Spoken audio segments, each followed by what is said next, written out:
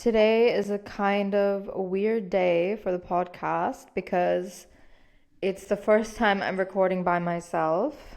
As you can see, for anyone who's watching on YouTube, I'm by myself on the couch.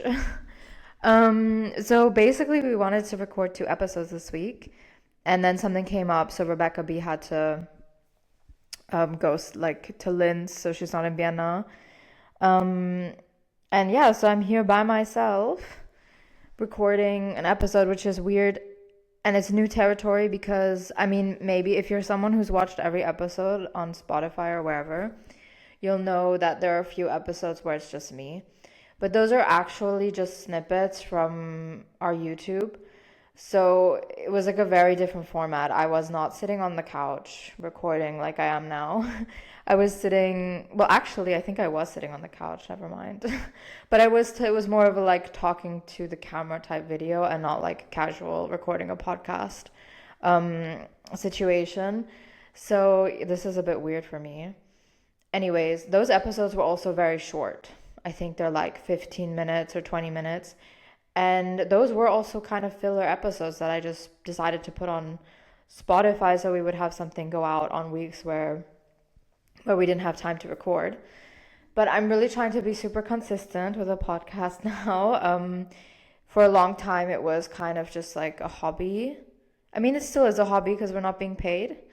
But for a long time, it was more of just like a side project. Whereas now, I've decided I really want to take it seriously. I want it to become like bigger than it is. And to do that, we have to be really consistent and also consistent in quality and expectations. So I didn't want to just put out some kind of filler thing with little value. I wanted to put out a long episode. And if it's just me talking, then I guess, well, we'll see if people enjoy it and listen or not. I guess it's a bit of a test too to see if this kind of content even resonates. Um, Anyway, so what am I actually talking about today besides giving an update? Um, I thought it would be interesting to do a story time. Recently, I had an experience with not a client, but someone I was doing web design for, just like a friend of mine. That reminded me, well, it didn't really remind me of a negative experience I had with a client because I didn't let it get to that point. But basically, there was a time back in early days of Same Same where we were doing a website project and I was sitting on call with the client and he was telling me, move it more to the left, move it more to the right. Can we make the heading bigger here? I was like live designing for him on call. And that really traumatized me, I'm not gonna lie. I don't know if this happens in agencies. I personally have never heard it happen like that before in agencies. I feel like I have seen things online about people talking about their clients doing something like that with them as well. Um, it's a single only time that it was, I think, like that. And I knew after we had finished that project that I would never let that happen again. But I thought it would be interesting to talk about how it got there in the first place and also what happened, like how I handled it differently when I felt like it was maybe going that way again recently. So let's start from the beginning.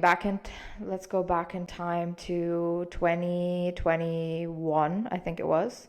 It might have been 2022, but it was either in the very first year of our business or in the second year. We were very new to client work. Obviously, we had done a lot of creative projects before starting the business, but for me, it was a lot of freelance work, so smaller tasks. And it was a lot of projects I had done, like passion projects, where I was the only one making the decisions. So we were very new to the dynamic of creative process when there's a client involved. We were also very new to the idea that maybe we need boundaries. And we were figuring all of that out, out as we were going along. So none of it was taught. I guess we probably could have looked online for more information on how to set boundaries and all that. But I don't think we even, I mean, I personally didn't think to do that, and maybe that was just dumb of me. But there is content online for that. It's not like it wasn't there. But we just never really thought to do it. Like we were really just learning by doing. And a lot of the stuff we did at the beginning of our running our business was just vibes and figuring it out. So it was in that phase that we had this client come to us, and he needed a website for his product. And it was a very simple, I mean, initially, I'll get to that in a minute. It was a very simple one pager. So the idea was a single product, present that product right on the landing page, be able to add it to cart right from there. It was an e-commerce, so there was that complexity to it, but other than that, it was a very simple one pager.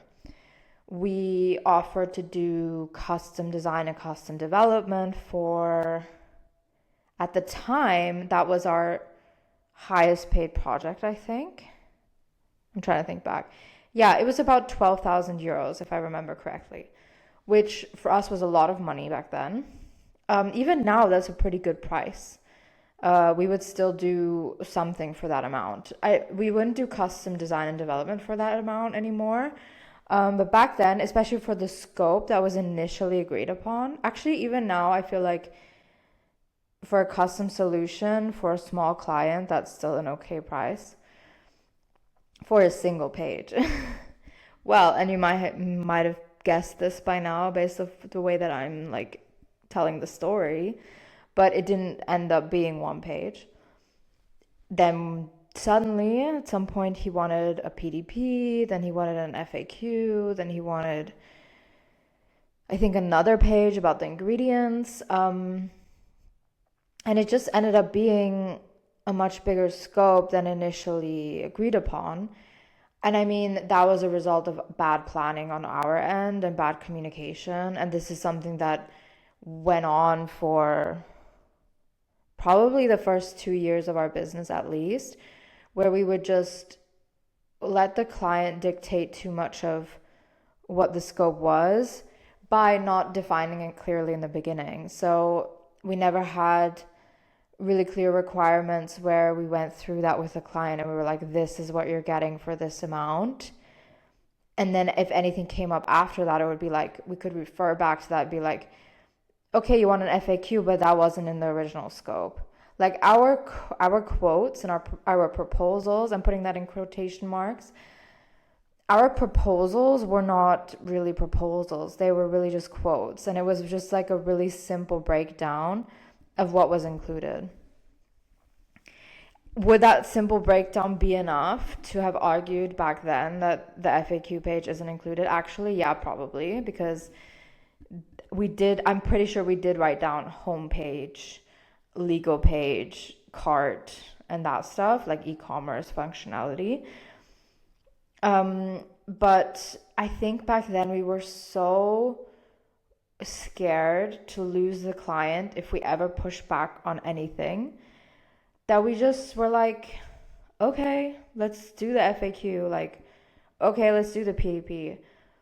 And a lot of the stuff that was on those pages we had already designed on the landing page already, so it was like we kind of, I don't know, gaslit ourselves as well into thinking it's not that big of a deal. I think it's okay, and even now, at a point in my career where I have very strong boundaries when it comes to scope, I still think it's okay to throw like a couple of things in if the client realizes like somewhere down the line they forgot something. And if it's a small request, I'll just do it. I'm not gonna like argue on scope if it's something small. Plus, in our contracts, we have like a buffer for that anyway. But back then, I think we lacked experience to know what is a small task and what isn't, because we just assumed, because we have these components already, adding it as a page isn't a big deal. But all those small things added up, and in the end, it was a big deal. And we ended up having to design and also custom develop a page that was way bigger than initially agreed upon and more complex. And I mean, that I haven't even gotten to what the story is actually about yet.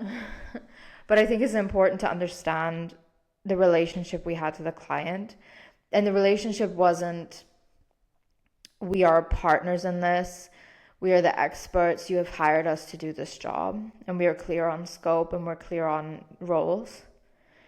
It was a more of a like the client would have wanted to do it themselves if they could have, but they couldn't, so they needed us.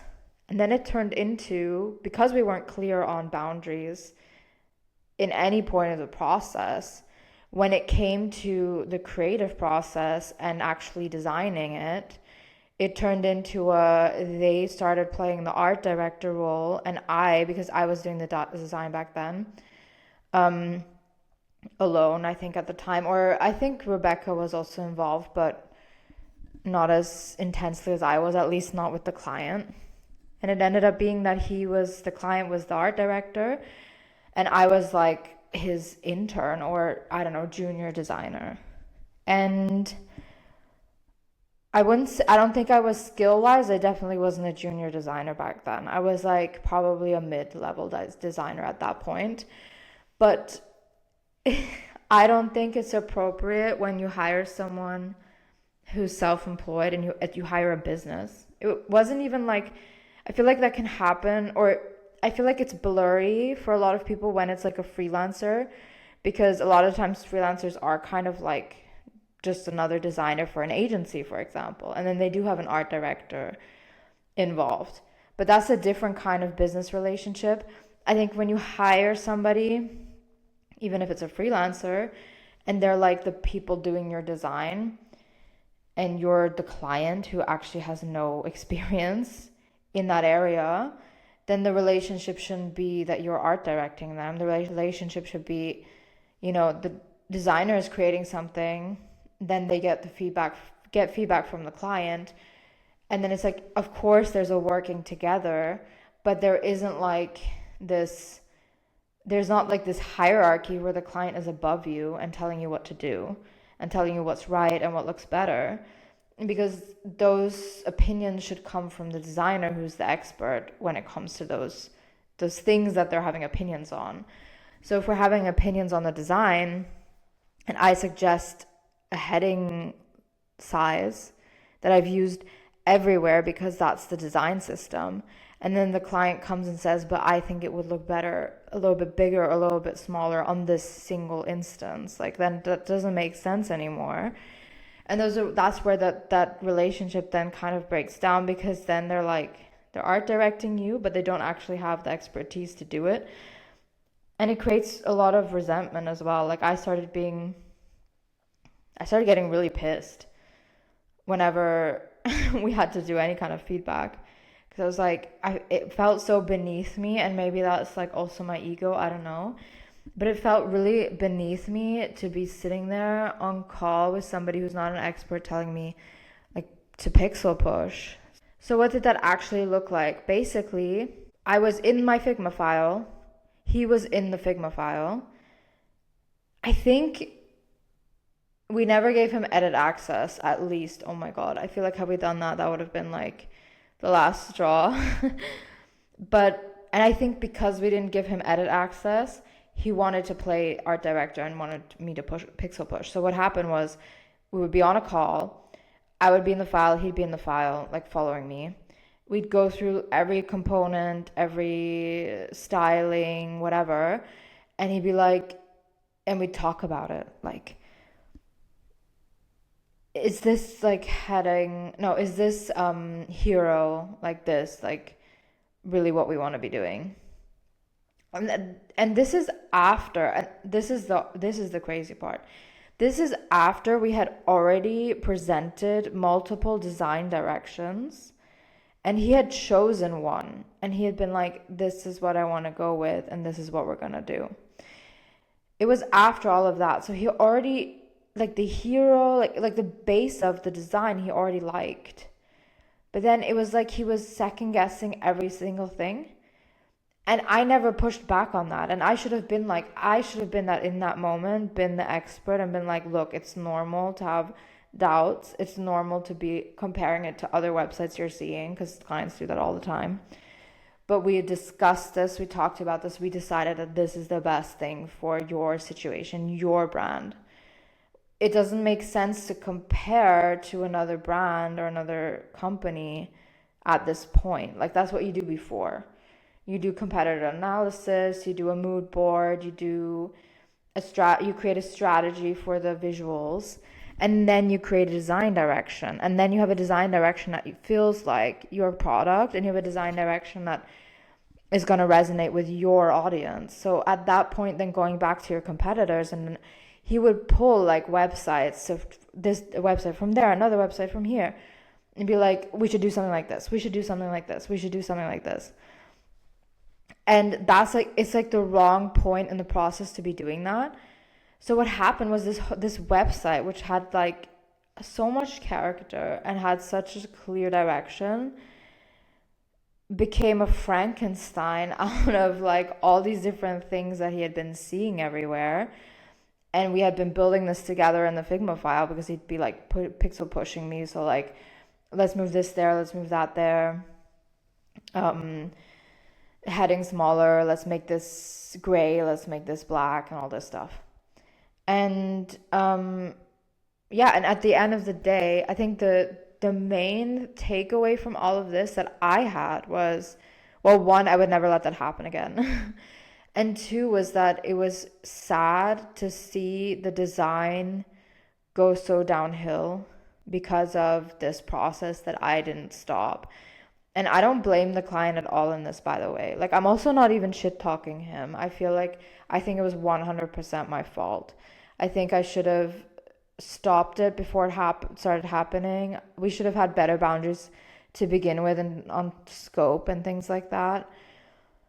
Why? Because I think when you're lenient about one part of the process, then clients will try, and they will try and interrupt your process in other parts. So like, he had already got us to move on scope. So then when we're sitting there and we're having discussions, and I'm telling him, I think this looked better the way it was before, or I think I don't agree with you in terms of what you want to do here, my opinion suddenly wasn't that strong anymore, because I had already lacked confidence in communicating the scope and communicating my boundaries there. To then suddenly have boundaries would have been, I mean, I still should have done it, obviously, but it would have been probably taken less seriously had I from the very beginning been like, this is a scope, no, we're not doing this, no, we're not doing that, this is how the process works. And I think that clients do take advantage of you if you become too much of a people pleaser. And that's what I was a people pleaser. I was like, because I was so scared, like I said before, I was so scared about the potential of losing this client if I said no at any point in the process. So I just said yes. I said yes to scope change. I said yes to pixel pushing. I said yes to all of his design ideas, or almost all of them. I definitely pushed back on some, but I think at some point when you're on the phone with someone for, it was like 2 hours, I'm not even exaggerating here, you just want it to be over. Like, I wasn't going to start a conversation or a discussion on every single thing, because I was like, I just want this to end. I just want to stop this call, get off this call, like, have this project be done already. And I think that's the other thing. I was like, there was so much resentment as well, that at that point, like, it had gotten so far that I was like, can this just end as quickly as possible? And usually when you start discussions, or when you get mad at somebody, or you have like a conflict, that usually prolongs whatever it is you're doing. So I just didn't want to even bother. I was already so detached from it that I just wanted it to end as quickly as possible. So I mentioned before that the scope had changed, and obviously because of the whole process being what it was, which wasn't a standard process, it wasn't like, okay, here's the strategy, here's the direction, here's the designs for the rest of the pages, feedback, design, final design, development. That's like the normal process. But because this was like there was so much of this pixel pushing going on, even afterwards when we got to development, there was more of that happening then as well. Um, but there was so much of that going on that, of course, the timeline shifted as well. So at the beginning, I said like we got 12,000 euros for this, which was an okay amount. Even with the extra pages, it was still an okay amount for us back then. But then what happened was the timeline shifted. It took way longer than it should have, especially considering it was a tiny website. Even with the extra pages, didn't have a lot of content. It should have been done pretty quickly. But the process changed, the timeline changed, and we never pushed back on any of it. We were never like, okay, the timeline has shifted now, so no, we can't do another feedback round, because there were all these feedback rounds that came. Oh my God, I don't think we even had, back then, I'm sure we had a policy, quotation marks again, that 2 feedback rounds max. But we definitely were not enforcing it. And because we weren't enforcing it, there was a lot of this back and forth going on, which shifted the timeline. And yeah, what happens when you shift the timeline is that, like the money you get from a project, and whether that is enough or not, whether you make profit or not, yes, that amount still stays the same. And yes, you still have that amount on your bank account after you're done. However, if it goes on for months, you don't have that on your bank account anymore, because your fixed costs are going out. And whenever your timeline shifts and the project takes longer, it's going over a month. Maybe it was supposed to go 1 month, and then it goes over 2 months. That's 2 months of your fixed costs that go into that budget, or taken out of that budget in that case. And you're left with whatever is left over. And if in that month that project takes up all your time in that second month, then you have that second month is being financed by that project too, when you originally planned for only the first month to be financed by that project. That was a really complicated way to say that profit is directly connected to the timeline. So when your timeline shifts, and especially when you're only able to take on one project at a time, or a few at a time. Obviously, it's different for agencies that have a team and they're doing 10 projects at a time. Then, of course, they can go over months. It's different. But if you're one person, usually you have one project at a time, or maybe 2, maybe 3. Like, you shouldn't be doing that much, but I know a lot of people are doing that. But anyway, timeline shifts, money, the amount of money, the worth of that money goes down. So yeah, we had that 12,000, but it wasn't worth that anymore. It also didn't feel like it was worth it anymore because of all the frustration that went into it. Yeah, and the real cost of not having boundaries is time, obviously. Then because of time, it costs money. It costs energy. It costs energy. It might cost you the relationship with the client. It didn't, by the way. Like, he loved us. Surprisingly, even though like at near the end, he definitely could get the vibe that we were annoyed. But he didn't care. I mean, it didn't seem to bother him, and he loved us, so it didn't affect the relationship, luckily. At least not from his side. From our side, I'm definitely like I don't want to ever go through a creative process with him again. But it also affected the final product. Like I said before, that what happened was this whole design ended up being a Frankenstein of all these ideas and all of his like weird art directing. And yeah, that meant that we were left with a project. I mean, it was still a cool project. We still put it in our portfolio, like, because we did some fun things with it, you know? But compared to what it was supposed to be, like, I wish people would see what it was supposed to look like, because it's such a big difference. And I know like we shouldn't be designing for ourselves, and that's also why we didn't do it. Like, we didn't, I mean, I think the product that we put out was still a good product, because I would never, even with his art directing and all that, I would never sacrifice like the success of the project because I'm not able to set boundaries. The process was awful, and yes, a lot of it is like Frankenstein together, but it's somehow we made it work. And I still think the product is good. However, compared to what it was before, I think the other one was better. Does that mean it's a bad product? I don't think so. And I think he was happy with it. It performed well. And everything was fine.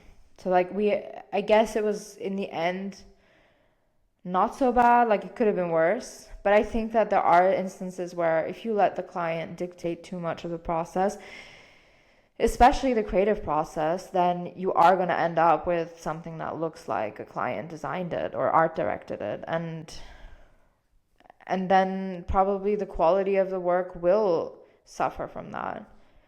So bad boundaries aren't only bad for your mental health and your budget, but they can also be bad for the work itself. And I think it's important to be able to set boundaries. And at the time, I don't know if I made the realization at the time that I was the one in the wrong. I actually, you know what? I know I didn't make that realization, because I remember like when I think back on that time and like the way that I handle things, I can remember that a lot of what I was saying about this wasn't to the client like I should have. I should have said to the client, no, we're not going to do it like this, and this is the process, which I didn't. And instead, I went to Rebecca and I was ranting about, oh my, I was just on a 2 hour call with him doing this pixel pushing and like getting mad at the client, and yeah, and not communicating. And I think the realization, I don't know when I had this realization. It might have been much later. I don't remember actively having it. I just know when I was thinking about telling the story for this episode that I wanted to make it clear that I know now that I was the problem. And maybe it was this recent experience, and I'm going to go into that in a second. Maybe it was this recent experience that, at least subconsciously, I knew it was going in that direction and I stopped it. And then, like, thinking about this episode, because I wanted to talk about that, I was like, this reminds me actually of the story that I just told, like this experience we had early on. So, what happened recently was that I was doing a website for a friend of mine for free. It's for a good cause. And also it's for a friend and whatever. You can still do stuff for free. I know we talk about don't do work for free, but I still do it sometimes. It's fine. It's totally valid.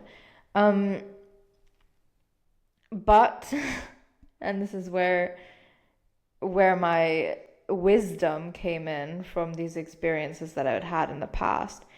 When you do things for free, especially, I mean always, but when you do things for free, it's important that you protect your peace. And that's something that I did. So what happened was we were in the very beginning phase of the design where we hadn't even really figured out a direction yet. I'd done the branding for her as well, and we were just going into like designing the website based on the branding. And I had some colors picked out for the branding, and I was like playing around with it. And I had shown her, I think, a version of the landing page, and she liked it.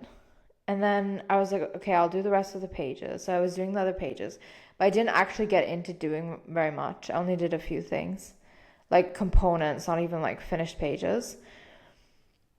And because she had the link from the landing page that I'd showed her before, she had looked at these pages before they were even done.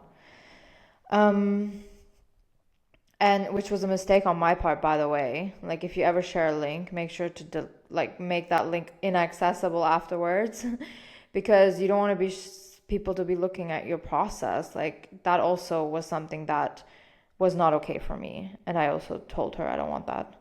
But basically, she just wasn't liking what she was seeing, and she made this big deal about it, like she doesn't feel like it's her, it doesn't fit to the brand, and that's totally fine and valid.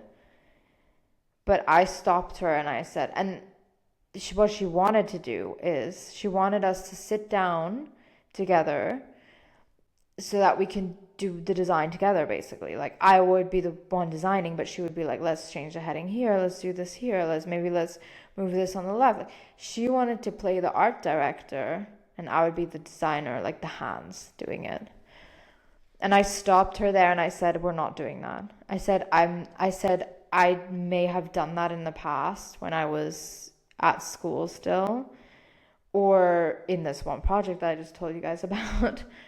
But I don't do that anymore. Like, I'm not a junior designer at an agency, and I don't, and like I said earlier in this episode, I don't think even agencies do that. But honestly, if you're doing that, that's fucked up. Like, I don't think anybody should be like pixel pushing. I just think that's inappropriate. Um, and I told her, like, we don't even do this at my agency. I don't sit down and tell, well, like sometimes, maybe like small things. Okay. Okay, small disclaimer here. I feel like I have done that, but it wouldn't be like the whole process and the whole website. It'll be like there'll be one component where I'm like, I feel like this would be better on the left. And I'll sit there and watch her move it to the left. Okay, fine. There are instances where that happens. But it's not like I don't sit there with my designer, my junior designer, and tell her, dictate how she should design, and we don't design it together. That's just not the process. That's also not the real role of an art director. An art director gives feedback on like something, then the designer takes it, changes things, and then comes back and there's another feedback round. That's just the process. And I explained to her, this is a process, this is a normal creative process, and this is also my process. And if I'm going to be doing this, then we're going to do it my way. And she was totally understandable. Like, she didn't push back at all. I mean, partially probably because we're friends, but also I feel like nobody would push back on that. And if they did, then it really is maybe not the right fit, because nobody should be dictating your process. You are the one who was hired to do something, and you're the one making sure that this product gets delivered. You are also the one with all the experience on that and how you get to that end result. So why should somebody else be telling you how to get there? It makes no sense. So this recent experience, well, one, it was taught me that I'm very good at setting boundaries nowadays. I feel like in that situation, my gut reaction was to let it go. I was gonna just do it her way because I didn't want to fight. I didn't want to conflict. We're friends. It's uncomfortable. I feel like it's almost sometimes more uncomfortable to tell your friends no and to be like, yeah, to have conflict with a friend. So, and telling her no and being like, this is not happening the way you want it to happen. It could have, she could have reacted completely differently, and it could have become a whole thing. And yeah, my initial reaction probably was like, I think in that moment I was like, do I really want to get into this right now? And then I was just like, no, like, I'm I have a business. I've been running my business for over 5 years. I've been self-employed for longer than that. I just felt like it was disrespectful. I would be disrespecting myself had I been like, okay, fine, yeah, let's just do it like that. So, and I didn't want to let that happen. So I set a boundary, and it all worked out fine.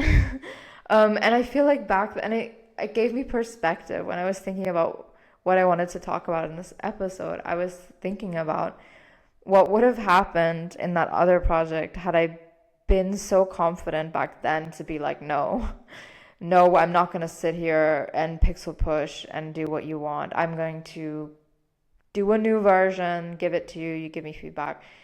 We're going to do this my way. Like, I think because we got pretty close with this client, he was really nice, and I actually genuinely like him as a human being. I feel like he would have accepted it. I honestly don't think he would have been upset. And it's just so silly because we went through so much stress and unnecessary like energy that was wasted on that, when we could have just been like, no, just no, and it would have been fine. I think another thing I learned in this most recent experience is that even with friends and even with projects where you feel like the person trusts me, there is always a little bit of insecurity on the other side of things because they don't know the process. And you shouldn't assume that people know your process. So I think it's really important. And I think had I done this, or like had I done this right away and been like, this is my process, so what's gonna happen is we're gonna look at the design, like the direction. I'm gonna go away to finish my design. I'll let you know when I'm done and I'll give you a new link and then you can look at it and then we can talk about it. Like, there was insecurity there on her side, so she felt like she had to go into the file and see like what was going on because I had never communicated to her when would I be done, you know? Like, it was a casual thing. For me it was a casual thing because it was like something I'm doing for a friend and for free. But for her, it was like she wanted to be involved in the process. And I think that this client we had back in the day, he also just wanted to be involved in the process more than we had been involving him. And when I think about our clients now, like not this recent example, because it's, to me, that's not a client, that was just like a side thing. But when I think about our clients now, we're always really clear about process. We're like, okay, this is the next step. This is what we're going to be doing. This is your role in it. This is what we're going to need from you. And we tell them what our role is and what they're going to be getting from us. So there's never this insecurity about what's happening. And I think when there's that insecurity there, then these weird things start going on where they feel like they need to dictate, or they feel like they need to be planning the process or getting involved in like when things are delivered, and like, yeah, just getting too involved. And you want them to be involved, but you want them to be involved the way that you tell them to, and not like the way they feel like they need to because maybe they're missing something, you know? So what having a clear process does, and also communicating that process, because I have a clear process now, but I just didn't tell her what it was. And I noticed that made her feel insecure, made her feel worried and scared, that it wasn't going to be what she wanted it to be. And I was like, chill. Like, really told her, like, you need to chill. And then I explained to her what the process is, and then she felt more confident. And I think in general, clients feel more confident when you're really clear on those things. And whenever you leave room open to interpretation, whether it's on scope, whether it's on process, whether it's on like their role and your role, they'll just fill those gaps. Like, and they're not even doing it maliciously. I don't think clients are thinking like, oh, well, they left this out of the scope, now I'm going to try and sneak it in. I mean, maybe there are clients like that. But I think a lot of clients just innocently think, oh, this must be part of the scope, or, oh, this probably is part of the scope since it's not like clearly defined. And that's fair. And it's the same with your process. You know, if they don't tell you, like if you'd ever tell them, you know, this is your role, they might just assume it's okay to art direct you, or they might think it's okay to call you on a weekend and be like, oh, look, I found all these mistakes, I need you to fix them now. If you never tell them that that's not your process, then it's kind of fair for them to assume that. I mean, for me personally, I think it's unhinged. But I know that a lot of other people, like if they work on weekends, or if this is the only thing going on in their head the whole time, this is another thing. So when I was doing this project recently, for me it was like a side thing. I have my business, I'm doing this thing on the side, I'm doing it as a favor. I'm also involved in like what she's building, and of course I want it to look great. So my motivation was there. However, I still have to be doing the work that's actually financing my life. Is always going to be the number one priority, right? I'm not going to be doing free work. That's not going to be my number one priority. But for her, this is like the one thing she's focused on right now. And she's thinking about it all the time. And of course, then that it might happen that on a weekend she's asking me something. And I mean, in this case, like I never said we don't talk on weekends. We actually do a lot of meetings on weekends because that's in my free time, and this project is going on in my free time.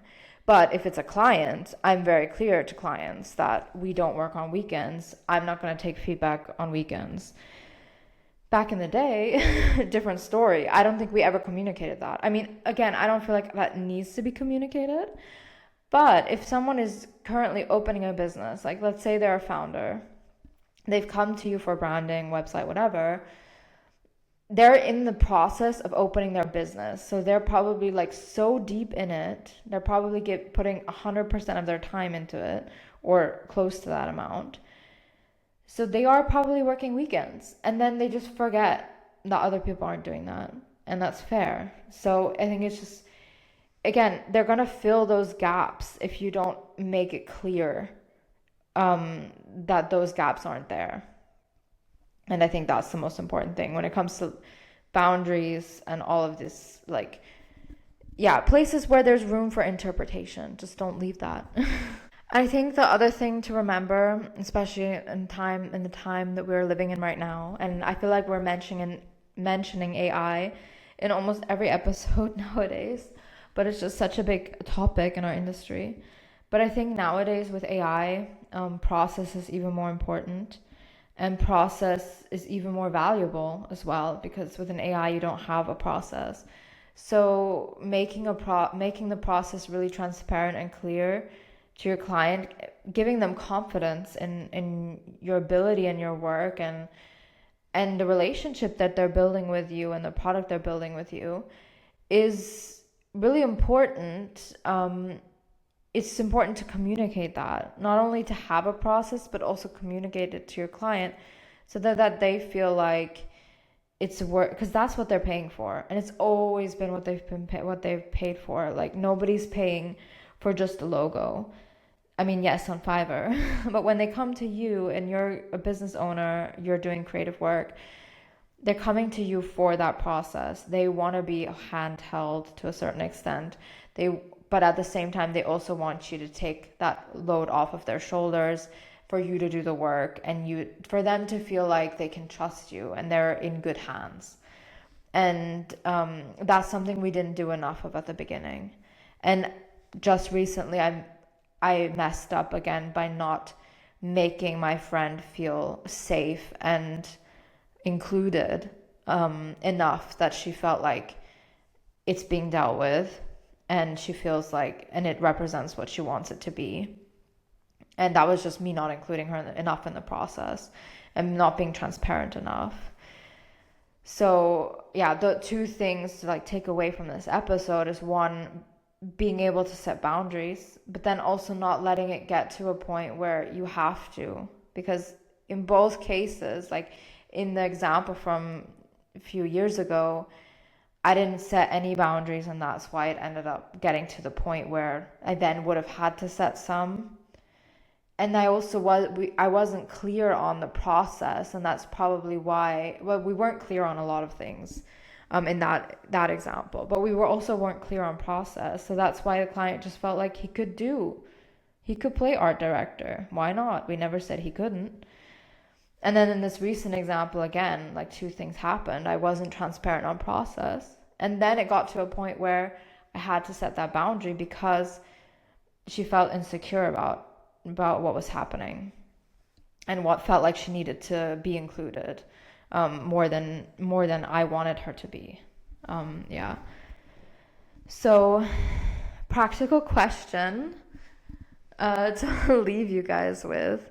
I think it's important if you're in a similar situation, I think it's a practical question to ask yourself is, who is running this project? Who is dictating it? Who is planning when things should be done, how they should be done? We all know that client is like, oh, this should only take 5 minutes.